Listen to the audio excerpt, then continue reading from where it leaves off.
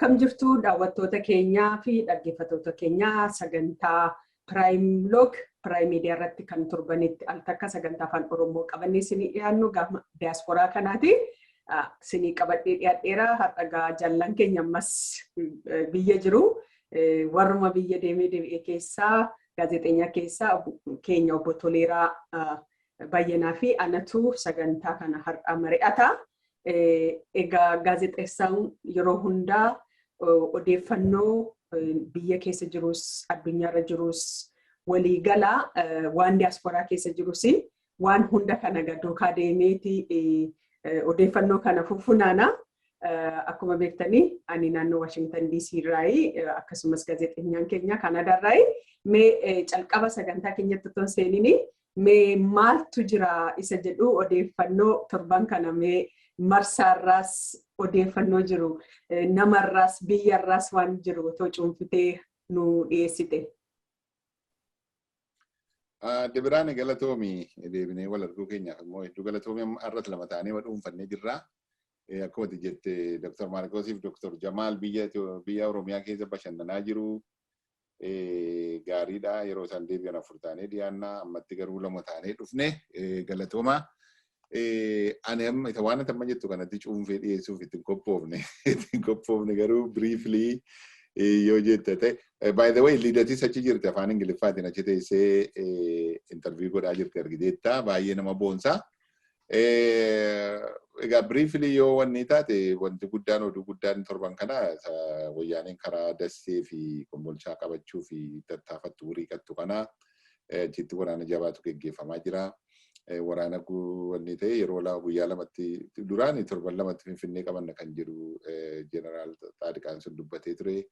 San booda immoo Geetaachoo Taffaa guyyaa lama sadiitti Kombolchaaf Dassee yoo qabannee nan dinqoyiree garuu wanni baay'ee wanti haaraan jiru lola isaanii miti kan wanni haaraa jiru humna xiyyaaraa magaalaa Maqalee dudda isaanii duuba deemee bakka isaanitti meeshaa wanni godhanii itti suphatanii lafataa itti namoota leenjifatanii rukutuunsaa wanni guddaa lammatammoo konvooyi isaanii kan isaatti namoota fe'anii kana deemee barbadeessaa jira.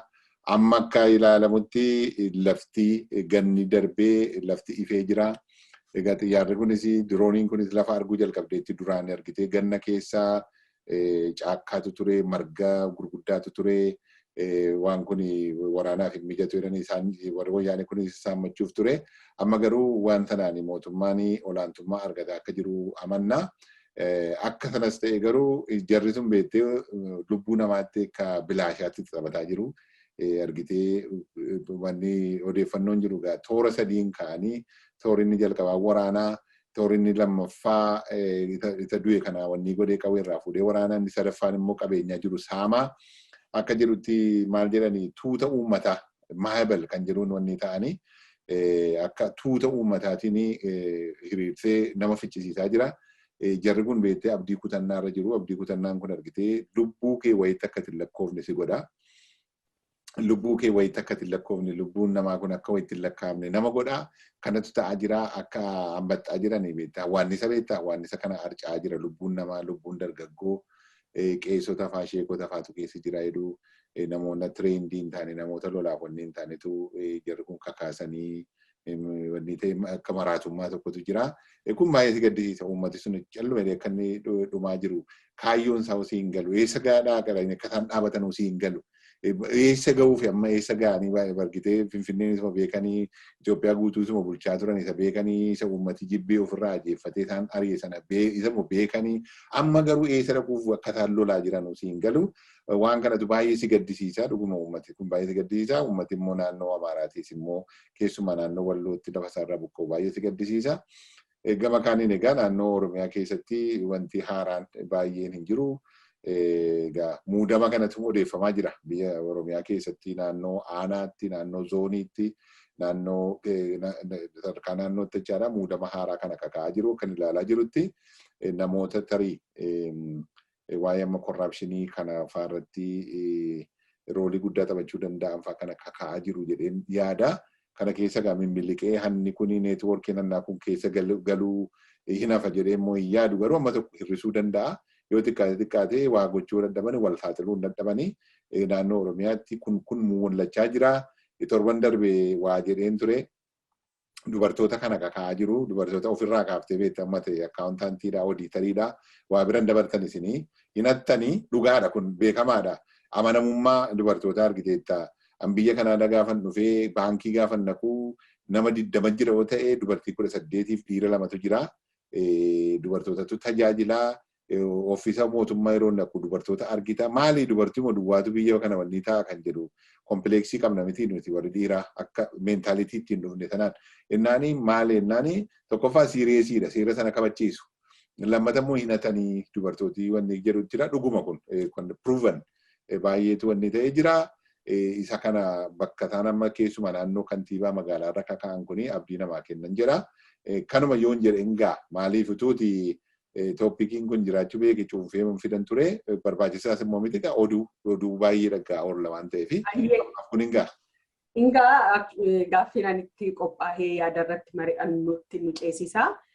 Maali akkuma beekamu sirna wayyaanee waggaa 27 keessatti qabeenya waaqaa gaditti qabeenya horatanii akkasumas immoo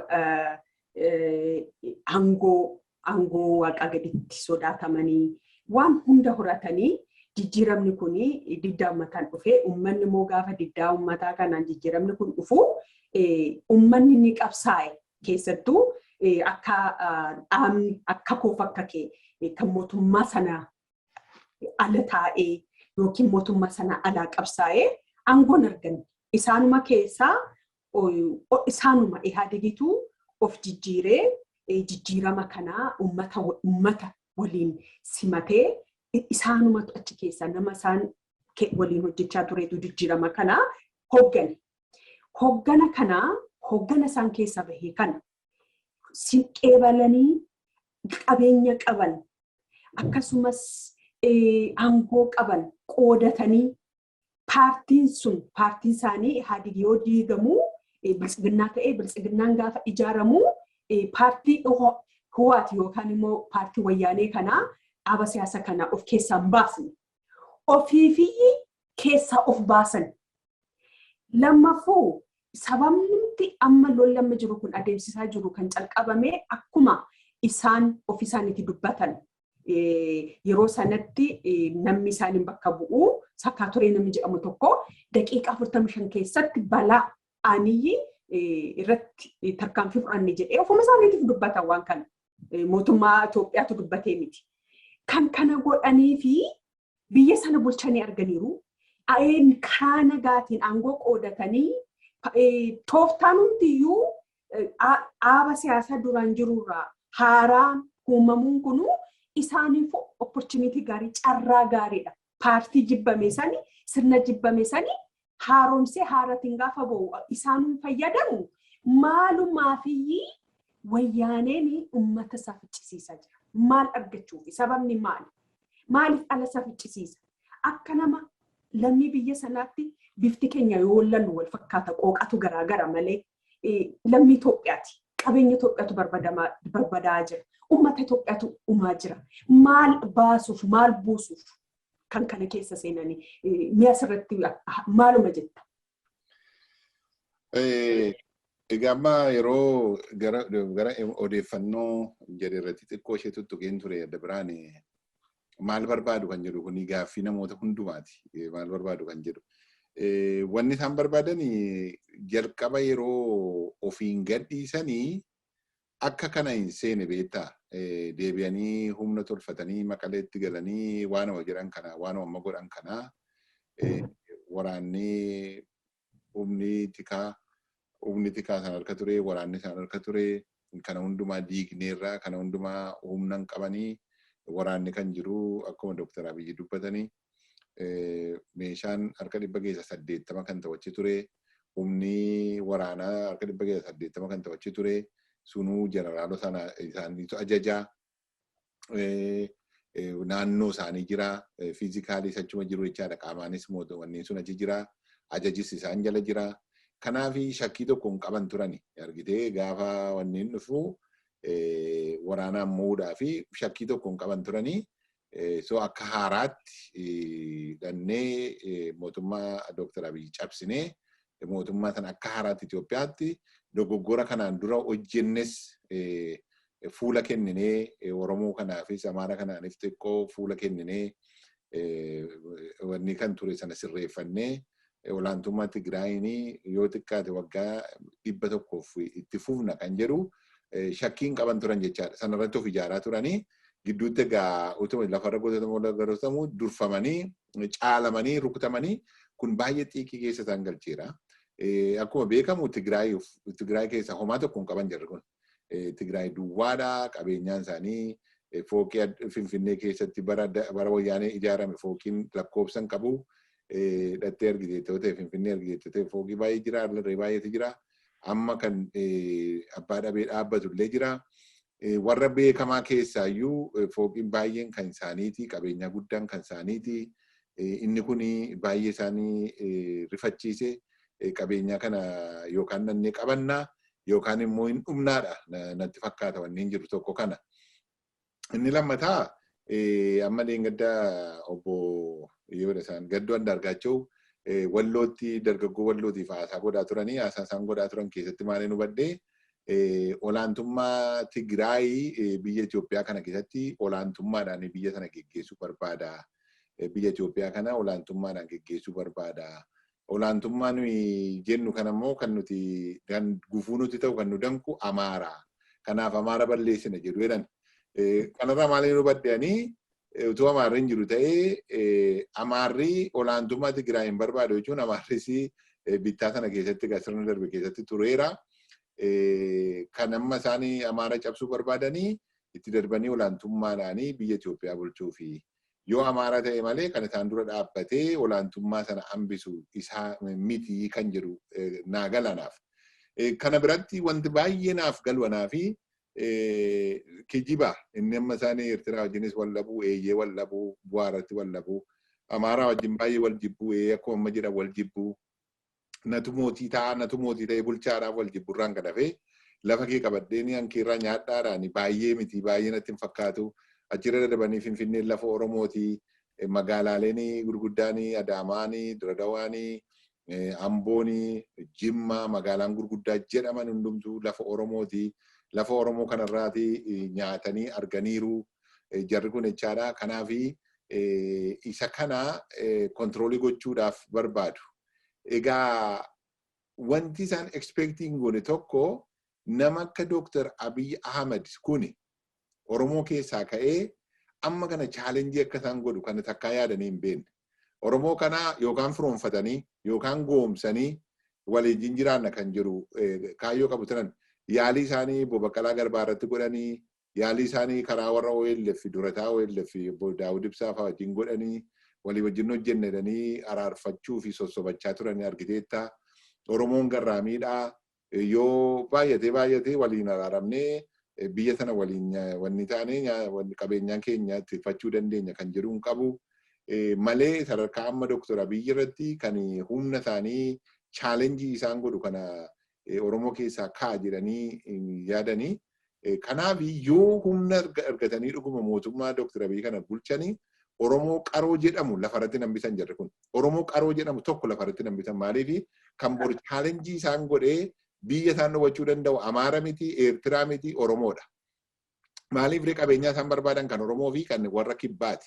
Argiteetta Benishaangul Gumuuzii walii ofitti dabalanii Gambeellaa fa'aa kan akka ofii ta'utti wanni godhanii lafa isaanii kanaan Limaat Baankii yookaan Baankii Misoomaa jedhanii lafa isaanii saamanii fixanii Dabubii kana gargar wanni qoqqoodanii fixanii akka jaallatanitti bitanii Oromiyaa kana keessa akka fedhe deemaa yeroo turanitti chaalenjiin irra hin turre waan ta'eef qabeenyaan wanni isaan barbaadan kana argitee kanaaf Oromoo fi warra kibbaati jechaadha. Oromoo fi warra kibbaa amma argatanitti isa kanatti danqaa kan isaan ta'u immoo kan chaalenjii isaan godhee lakki anatu bitaa malee jedhu immoo humna Amaaraati akka isaan amananitti isa kana dura dhaabbatanii wanni ta'anii Oromoo kana mo'achuudhaaf jechaadha. So amma directly or indirectly jechuu dandeenya. Directly amma isaan kan isaan lolaa turanii humna Amaaraati. Maaliif isaantu walitti taanee jira jechaadha. Daangaa isaaniiti. Gara Oromiyaa dhufuuf daangaa sana cabsuutu irra jiraata malee taargeetiin isaanii garuu Amaara qofan Amaara natti hin fakkaatu. Taargeetiin isaanii lafa Oromooti, biyya Oromooti, biyya Oromiyaati. eliitii Oromooti. Beeksota Oromoo irratti kan isaan wanni godhanii Oromoo qaruun barbaadanii Oromoo of danda'ee dhaabbatee anatu jira biyya kootiif jiru erganii barbaadanii kan ammoo arganiiru amma jechaadha Dr. Abiyyi biratti arganiiru. Dhalooti kan biraan kan Dr. Abiyyi caalu ka'uu danda'a Oromiyaa keessaati. Kanaaf isa kana akka inni lammata wanni ta'e seenaa isaanii keessatti biyya Itoophiyaa jedhamtu kana akka isaan harkaa bahuun barbaadanii ani kan hubadha jechaadha. Taargeetiin isaanii inni guddaan Oromiyaa cabsuu fi Oromoo cabsuu fi Oromiyaa kontiroolii gochuudhaaf jedheetan amanaan. Dhugaadhaa otoo Dr. Abiyyi gatii dhaaba tokko keessa turanii isaanuma torka baasee filee dirqama warra mormee warra alaa miti yaadigumatu gaa rishee filii of godhee jijjiirama uummataa fincila uummataa fudhateeti kanii as nutti bahee tarii Dr. Abiyyiin gatii dhaaba sana keessatti yookiin caasaa sana keessaa dhufanii fi tarii hamma kana nu miidhanii hiyyaanni ta'a. Garuu haalli adeemsi Dr. Abiyyi dhugaatti waan hojjetanirra, waan dubbatanirra, waan argamurra saba akka sabaatti saba sana sabaan kaabaa warra ta'an yookiin saba Tigree warra ta'anii dabalatee dhaabuma siyaasaa isaanii dhaaba Hiwaat sanaa miidhuudhaaf wanti Dr. Abiyyi godhe jira. Anan natti mul'atu garuu wanti mul'achaa ture yookiin adeemsa keessatti wanti akka gaazexeessaatti illee yeroo durii qabdee duukaa bu'aa jirta. Wanti godhe jira moo akkuma ati sila jettee Dr. Abiyyi Oromoo gatii ta'e isaan keessaa gatii ba'eef gatii Itoophiyaa jedhee fi namni kun hoo bubbulee kana caalaa jabaatee aangoo isaan hawwan kan irratti hojjechaa turan kan hin dhumnedha. Aangoon TPLF irratti hojjechaa turte, piroojeektiin irratti hojjechaa turte tokkoffaa taallaqaa Tigraay kan jedhu sana ijaaruudha. Biyya sanaa waggaa 500 ol isin binna jiru. Fakkeenya nu gaafa asitti hiriira na gaafa baanu gaafa sagantaa adda addaa yeroo qopheessinu warrumti akka hawaasaatti wal beeknu akka qoosaa godhanii akkasumaan xaartu barii waggaa 500 ol isin binnaa jiru. Karoora akkasii kana warruma waan ijoolleen maatiin waaree haasofte ijoollee waarii baatee dubbatteedhaan. Kana ture ifatti dubbachaa turan. Sana gatii hanqataniif Dr. Abiyyiin jibban immoo adeemsa Dr. Abiyyiitu dhuguma isaan miidhaa jira. Lachuuyyuu akkan ilaalutan lachuuyyuuti ilaa. Dr. Abiyyi tokkoffaa chaalenjii baay'eetiin filani. Chaalenjii baay'eetiin filanii Oromoo harka akka galu barbaadani jirri kun. Yaada ta'u ta'e bara baanduulaa yaalaa turanii baanduulaa kana maanoo tuqsiisaniitu kan waliin jenne godhanii wanni godhanii ka'aniiru jechaadha. Afa gubaa'ee mana wanni ta'anii akka ta'an godhaniiru. Girmaa Birruu yeroo tokko hamatamaa ture. Girmaa Birruu bakka buusu kan jedhamu. Isas waa tokkoon xaxaniitu wanni godheetu mallasi akka inni lammata ol jedhee waan tanan godhee. Makkumti Oromoo jedhu achirra wanni taanaan beeki wanniidha amma akka Obaamaa keessaniiti. Obaamaan ol ba'uun warri baay'ee warri adiin wacaa turanii gurraachi kana barraan Boris itti fufa kan jedhu kan isaan wanni itti ta'an.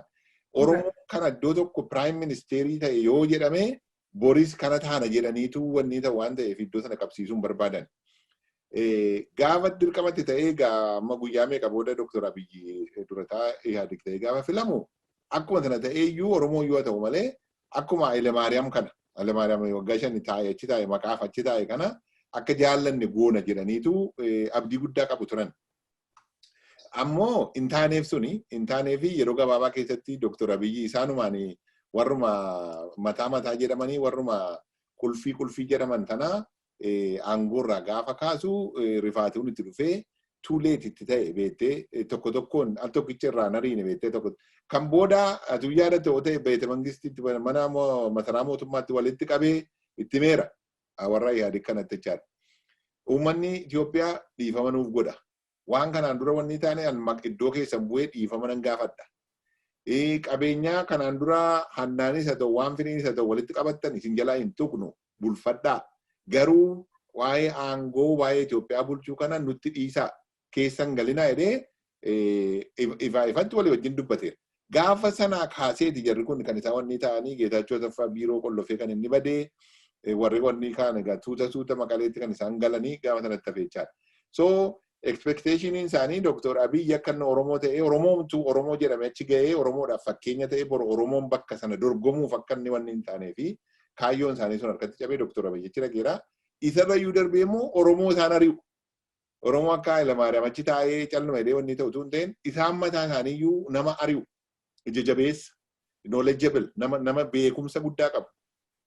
Nama Itoophiyaa jaallatu. Argite Itoophiyaa isaanii maqaadhaaf ichi agarri jechaa turan Itoophiyaa jedhee wanni ta'u kana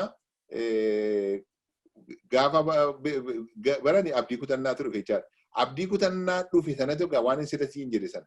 Amma gaa waraanaan wanni goone Oromoo kan isan harkaa kana hin geenye waan kanaan dura godhan iyyuu isa baanduu laafaayyuu isa ministeerri adda addaa ministeera godhan iyyuu achi hin geenye gochuu Oromoo qaroo ta'e tokko wanni goone Amaaras yoo ta'e karaa nama isaan dura dhaabbatu hundumaa finnee biyya sana bulchina humnaan bulchina kan jedhu kanatti kan isaan dhufan jechaadha.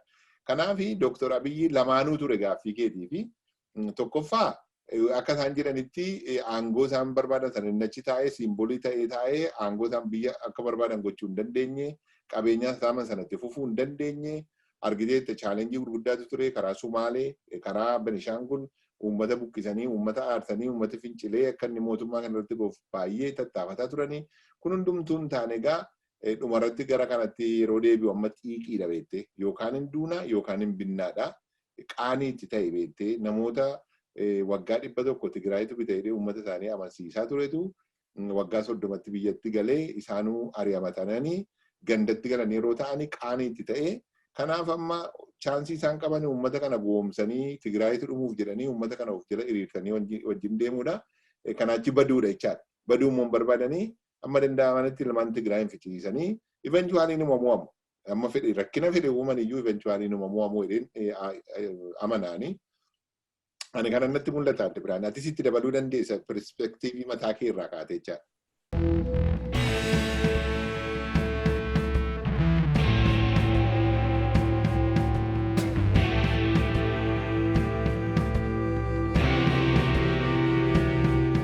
Dhugaatti nasanas yeroo filannoo gaggeessaa turanii akka warra kaabaa keessa namni bahu malee Oromoo keessaatti akka namni filamu barbaadaan tullee kan jedhu dhagahaa turre. Warra idda filannoon sun darbeesi warri keessa turan yeroo nutti manii paartii Amaara bakka bu'ee naannoo Amaara bakka bu'ee dhufeetu akka sagaleedhaan akka Oromoon filatamu taasise malee yeroo sanas fedhii akka kan Oromoo fedhiin Oromoo paartiin Oromoo keessa yookiin OPDO yeroo sanii keessaati akka bu'u akka fedhiin qabne isaanis dubbachaa turanii jechuudha. Egaa waliigala haalumti gaafa laallu waan ijoo kanarratti ani karaa kootiin gaafan cuunfuu yookaan akkittiin ani itti ilaalu kaayyoon isaanii kan waggaa dheeraa biyya sana bulchuudhaaf inkutoo gochuudhaaf karoorfatanii hin taanee fi dubbii naannoo Amaaraa yookiin saba Amaaraa osoo hin taane dubbii aangootti deebi'u isa jedhu irratti ani kan yaada koo konkuluud godhu. Lammaffuu immoo kana booda ummata isaaniitu dhuma malee isaan kana dura gaafa dhufan yeroo dargii sanaa gowwomsaniiru ummata. Amma garuu ummanni isaan bareera.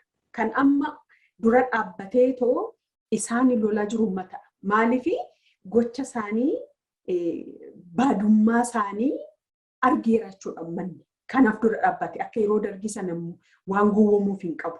Amma argeera. Kanaaf waan milkaannatti hin fakkaatu.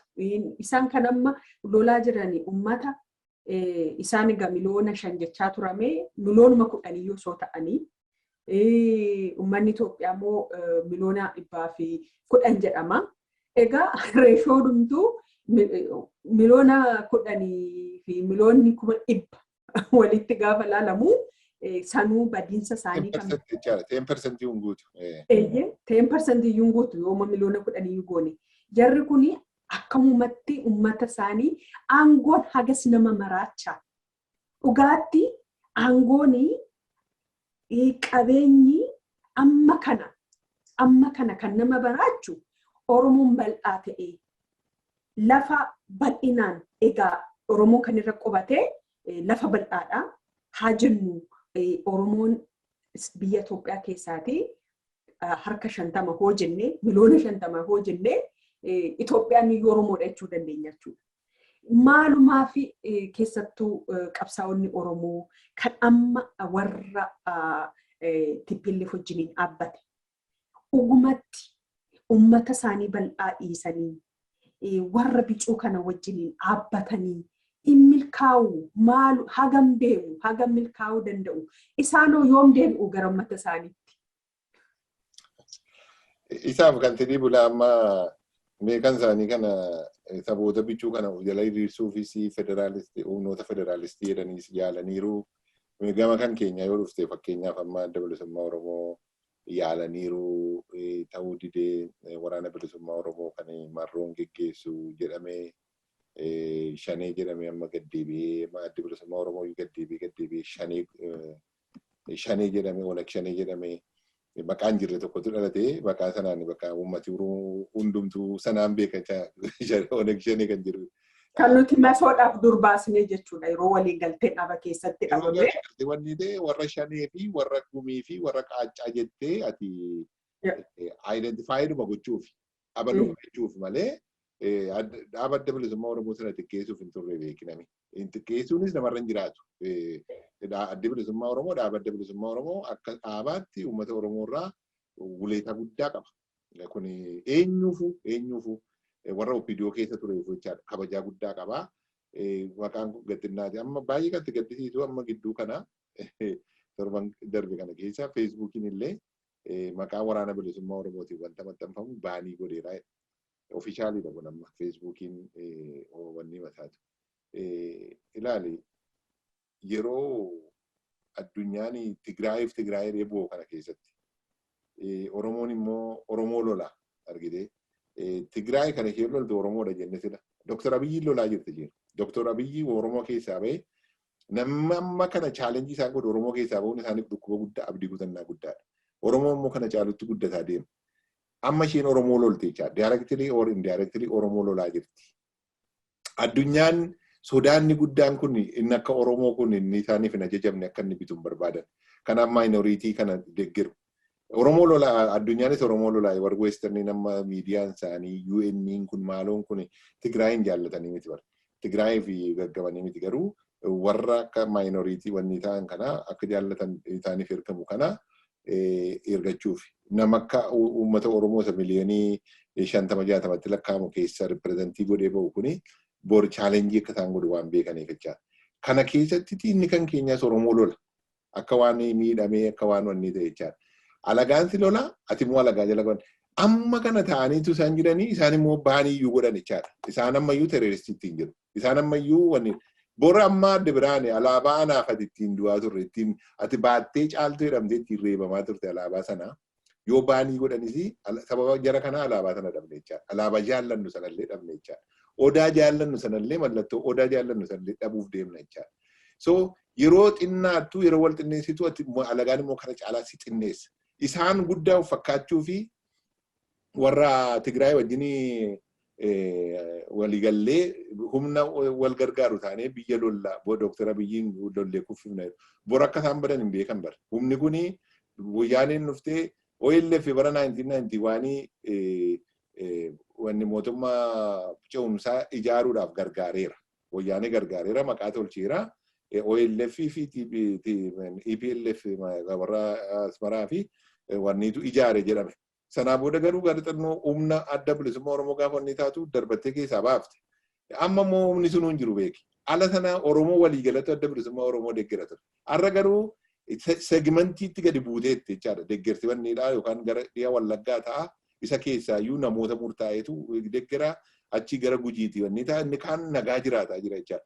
Gaafa isheen gadi buutu kana keessatti xiqqaataa deemna nuyi mataan keenya jechuudha. Yeroo isheen amma nu goomsuu barbaaddu yeroo goomnee fi bitamnuu fi baay'ee si gaddisiisa. Maaliifan kana kaasee amma feesbuukiin isaaniin wanni gochuun borganamitti deema. Borganamitti nuuf deema. Attamitti nuuf uffataa deemu argitee yerooti nama an Oromoodha jedhee afaan Oromoo iddoo akkasitti dhalate bashaashaatti dhaladha jedhuun naftanyaara yeroo ta'etti xinneessitu. nama uummata kootii fi yeroo naa kennaa uummata kootii fi sittiin hojjedhaa jedhee wanni si ta'u kana ati lakkii gatiin qabdu jettee ati irratti yaa ooltu kun yerooti walitti geessitu saawa abbaan gaafa cabsee warraan immoo ija jaamsa jedhan yerooti walitti geessitu ragaa immoo kanatti alatti xiqqeessa arrayyuu aduma isaayyuu immoo isaan TPLF wajjin dabaree maayini maqaansa taraa TPLF wajjin safara sana keessatti wal lakkaanii akka addunyaan isaan beeku tokkotti dubbatu garuu addunyaan maqaa isaanii ta'u hin jiru tasumayyuu ba'anii godhanii jiru jechaadha. Terroristummaa yoo ta'e kan TPLF caala terroristiin hin jiru isaan dhiisaniitu warra kana wanni godhan jechaadha.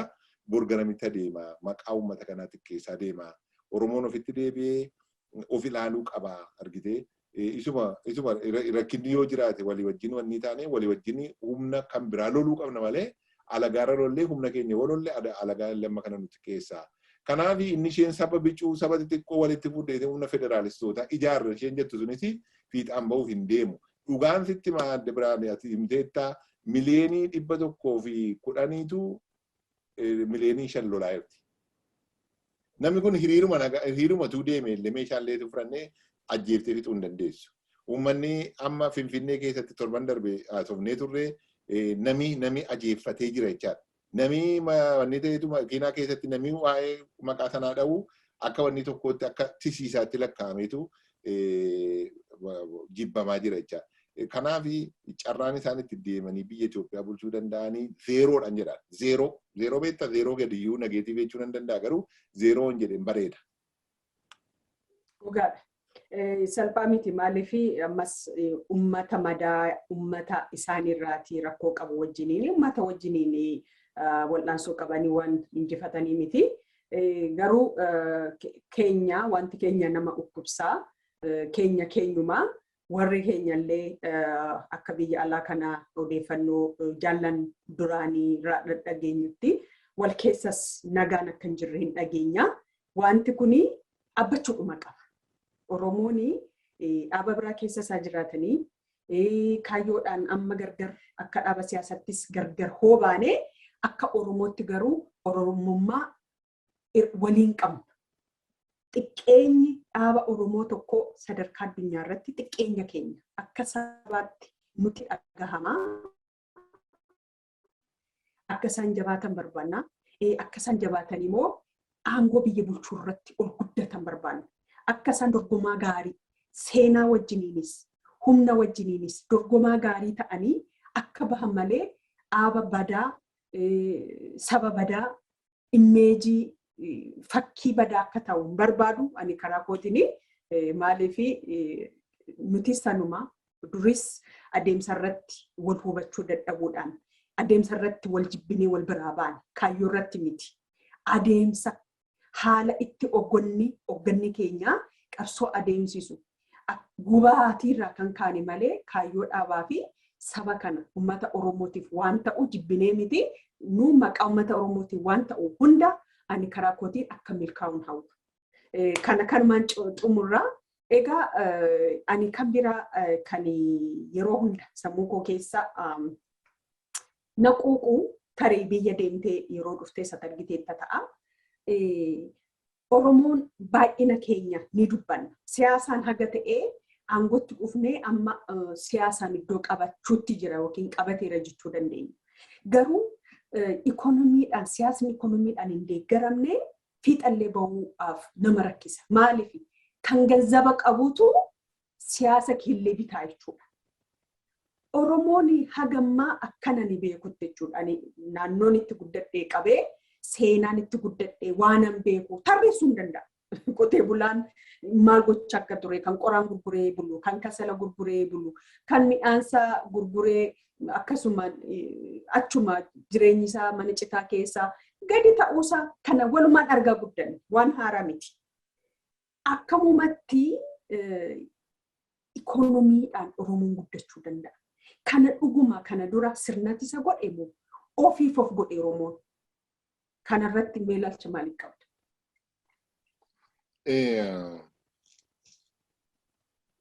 Maali amma Oromoon akka inni qabeenyaan qabaanne kan godhe sirna. Oromoon baay'ee mee ofii kee fudhadhoo biraan ammatti nama successfulidha jireenya kee keessatti jechuu nan danda'a. opportunity argattee wanni ta'e amma biizinasii hojjettee sii ta'a miti. Garuu wanni sun si dandeessisu jira. Amma Oromoon baroota darban keessatti akka inni dinagdeedhaan guddatu barbaadamu karaa fedheenuu bara Haile Sillaasees kan gaallaa jedhamee wanni ta'a mataan rukutamaa. Bara Dargiis akkuma kanatti wanni ta'ee tura jiree. Bara Wayyaanee immoo tasumayyuu xixiqqoo wanni godhatte kan Oneg jedhamee namni qabeenyaan isaarraa wanni ta'a ajjeefamaa ture. Kun argitee namni akka inni mataa ol qabatee dinagdee irratti kan hojjenne baay'ee godheera baay'ee miidheera. Saayikooloojii keenya baay'ee miidha. Kanaaf maal jetta gaafa abbaan keessi successful hin ta'u ta'e ati keessi nagadanii gaafa isaa wanni ta'u ta'e nuti daldalaa fi yookaan biizinasii hojjechuudhaaf hin uumamne kan jedhu sammuun kee fudhataa dhufa hin yaaltu jechaadha. Guraagee meenaan gara guraageen biizinasii maayindiin isaanii liistiroo haxaa waa'ee suuqii banachuu yaada. Liistiroo haxaa'ee akkatti walitti qabateen suuqii badaratee jedhanii qomatti baatanii deemu. Sanbooda kiyooskii xiqqoo banatu sanbooda wanni ta'anii gurguddatanii warra ta'anii utubatti teessoo jechaadha. Amma gara Wallaggaa kanatti sitti nima gara Gimbii kana bunatu jira waan hin beekutu gochamootatu dhufee bishaan waraaba. Saafiyaa jiru beektaa baaldii shagama zayitiin ittiin dhufu tokkotti waraabu. Yeroo sana saantima lama beektaa dumbulloo tokkooniti waraabu. Utuutti teessee goojjoo haamtaa itti bishaan guursifattaa mana teessee ati teessee wanni taataa. Utuma achi teessu bishaan sana guuree suuqii hojjetatee gurgurni ta'etu mana isaa dhaqeetu Baahirdaaritti ijaarrata.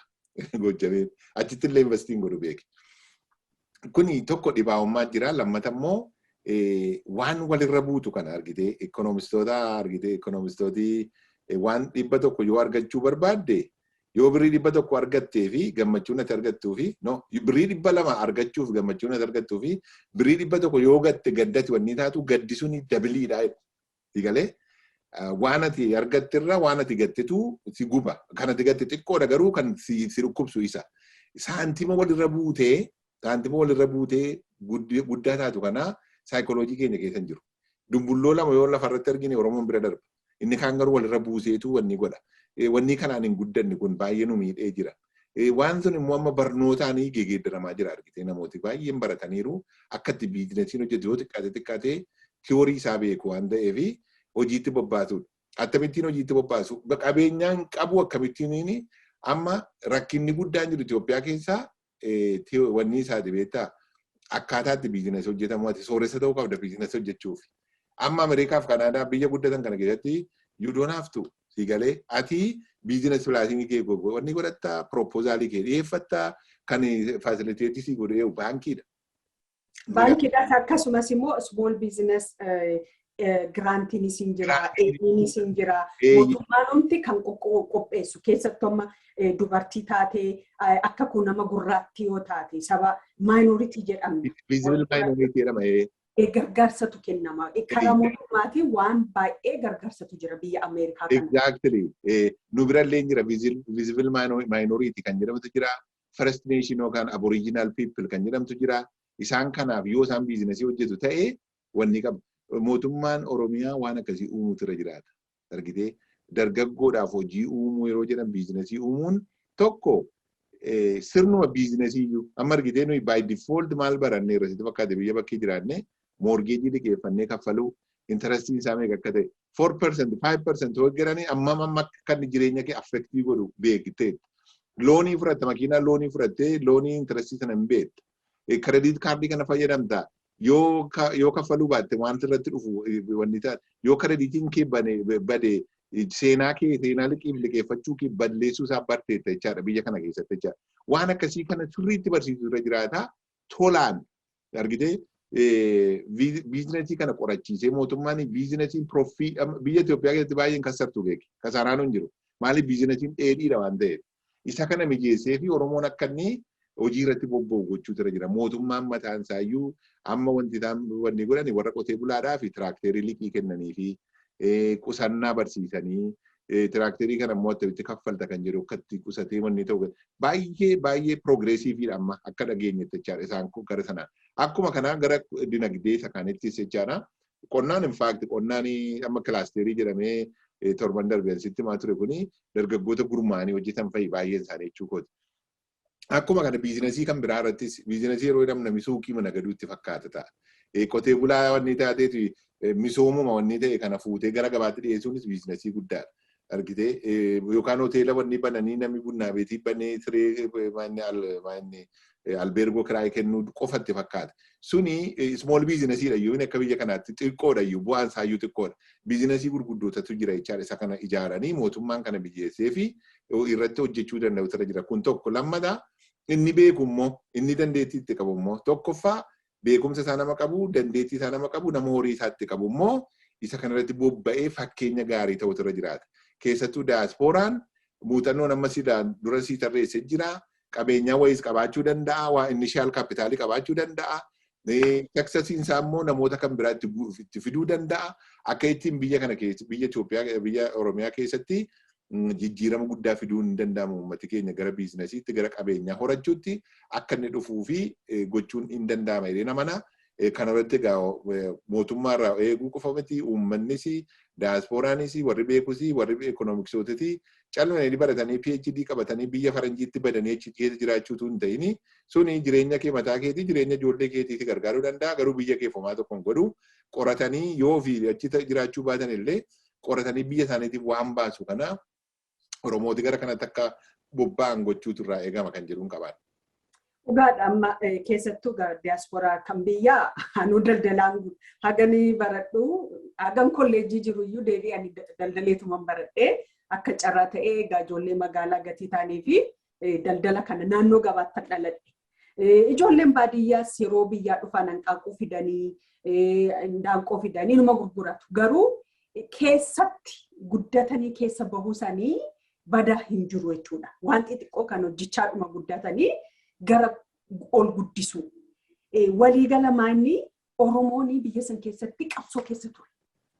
Qabsoo keessa gatii turee fi waan biyyi kuni maaligaa qabsoon Oromoon keessa ture biyyi kun kan koo miti biyya Oromiyaa jedhamtu biyya koon ijaarradha'ee biyya sanalratti illee guddisuudhaaf hojjechaa turre qabsoo keessa ture. Garuu amma biyyi sun kan isaa ta'uusaa hubatee biyyi suni eessatti irraa dhaqa biyya bira eessaa qaba biizinasii fi siyaasaa fi daangaa hin babal'isatta malee isa kan keetii hin xiqqeessitu. Oromoon biyyi sun biyya isaa ta'uu baree kana dura qabsoo keessa ture. Qabsoo sanaa amma haga ta'e amni nuti beeknu keessatti qabsoofne hogganoonni keenya jaallan keenya aangoorra hin jiraatin malee kan aangoorra jiraa murteessu Oromoodha. Kan naannoo Oromiyaa jennu sanis naannoo Oromiyaa kan warri TPLF sarartee nu kennitanii takkaan fudhadhees hin beeku. Garuu kan amma akkuma jiruttu akkuma amma seeraan jiruttu kan bulchaa jiru Oromoodha. Jarri kun rakkoo Oromoon keessa ture beekanii bulchiisni naannoo Oromiyaa bulchiisni federaalaa Oromoon qabsoo keessa turuusaa beekee ala hin beeku isaanis poolisii isaaniif ta'u poolisii ummata kana gara ikoonomiitti ol akka isaan guddatan taasisu poolisii kanaaf ta'u argite akka kiisiidhas maaliif ummata qabsoo keessa ture ummata acuucamaa ture biyya kanattis jira akkuma sila jettama biyya kanatti warra reed indiyaaniitiif jira dursa kennamaaf. Yaa waan poolisii kana akka kiisiitti jechuudha akka kiisiitti poolisii kana ta'uu seeraan qoratanii addunyaarra jira kun waan addunyaarra hin jirre miti kan nuti gaafachaa jiru waan addunyaan ittiin bultu qoratanii uummanni Oromoo akka ikoonomiidhaan guddatu taasisuu qabu warri ammallee qabsoo keessa jiranii hagamma waan darbeerraa baratanii fakkeenya bara dhufanii bara nuti wayyaaneen kotta lafa fudhadhaanii nuti hin dinne warri na sanaqanii fudhatanii warra saba biraati. Jarri sun amma qabaataa guddaadha. Qabeenyi lafa sanarra jiru kan isaaniiti. Nuti keessaan qabnu.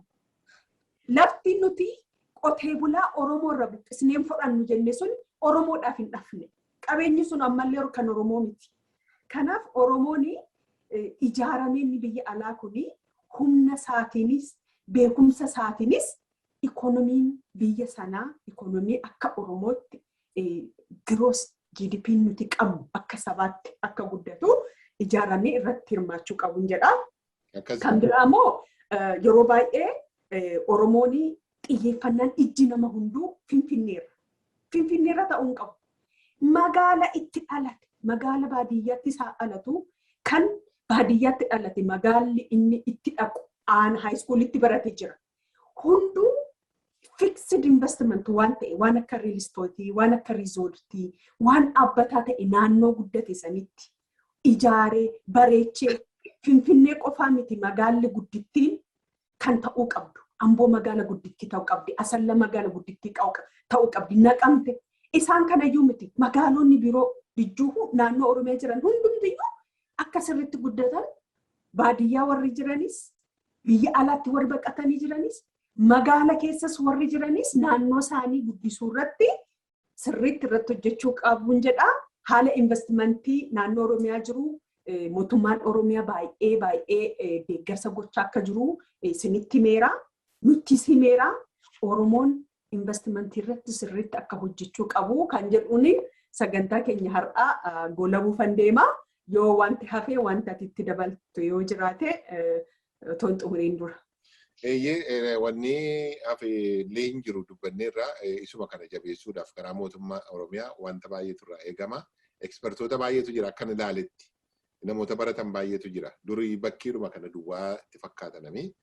Garuu ekspertoota waa'ee investimentii, waa'ee biizinasii, waa'ee teknooloojii wanni ta'anii nu ibsaa turan baay'ee argine Oromoota jechaadha warra achi keessa jiran. Isaan kun argitee proposaalii adda addaa dhiyeessanii namatti gurgurachuu iyyuu hin danda'u. Akka mootummaatti dhiyeessee kanarratti qooda fudhachaa jechuu danda'a. Akka dhuunfaatti immoo kana qopheessanii kanarratti investii godhanii nu barbaadanii namoota biyya alaa jiru kanatti wanni godhanii gurguruu danda'u jechaadha. Maaliifi addana teessii ati wanta si baasu wanta si hin baafne kana biyyatti wanni gochuun teknooloojiin naannoo sana jiru guugilii gootee maaloo gootee accessibilitiin isaa baay'ee ulfaataadha akka biyya kanaa miti. Kanaaf isa kanarratti akka qophaa'anii Tigireen irraa maashinii wayyaaneen irra wanni taatu kuni ilmaan isaanii qabsaa'ota isaanii hundumaa zeeroo irraa kaasanii fooqii ijaarsanii isaan amma warra amma dinagdeedhaan akka ija dunuunfatee wanni sana deeggiraa jiru jechaadha.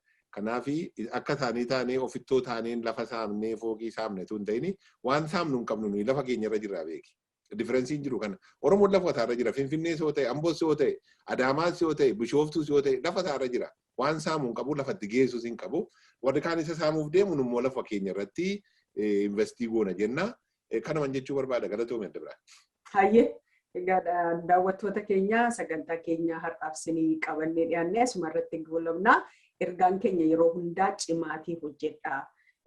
Biyya alaatti hagam akka hojjennu maal akka hojjetamu sirriitti beekna. Innaasa biyya ala keessa jiru qilleensa isaa hojii isaa gaafa ilaallu ummanni keenya hojii hojjete jechuun hin danda'amu. Dhuguma bilisa taa'ee hawwiidhaan jiraata yookaan immoo akka dinagdeen soorummaan qeesatti dhufu harka isaarratti dhufu eegna. Waan baay'ee argineera biyya alaa kana hagam akka cimanii hojjetanii egaa carraa argameen sagantaa biraa qopheessinee yookaan ofumaayyuu yeroo eeyyama fudhannee akkaataa irratti biizinasii kana jabaatanii hojjetan gochuu dandeenya. Qabeenya qabdaan kan sin harka jiru yeroo hunda ani kan hin dubbadhu qe'ee keessanii misoomsuudhaan shunkurtii kaarotii dhaabuudhaan calqabaa qabeenyi sin harka jira. Qilleensa bareedaa qabdu, biyyoo bareedaa qabdu, horii horsiisuu dandeessu, daanqoo horsiisuu dandeessu, hoolaa horsiisuu dandeessu. Qabeenya sin harka jiru itti fayyadamaa jechuudhaan sagantaa keenya har'aa golaba akkuma baratame share subscribe nu godhaa YouTube keenya laayikii godhaa laayikii gochuudhaan waan abdan hin qabdanii garuu prime media immoo waan argatu qaba kan argatu immoo biyya alaarraa argata doolaarraa argata kanaaf share fi subscribe godhaa nu qusatiina jechuun barbaada galatooma turban gaarii nuuf haa ta'u.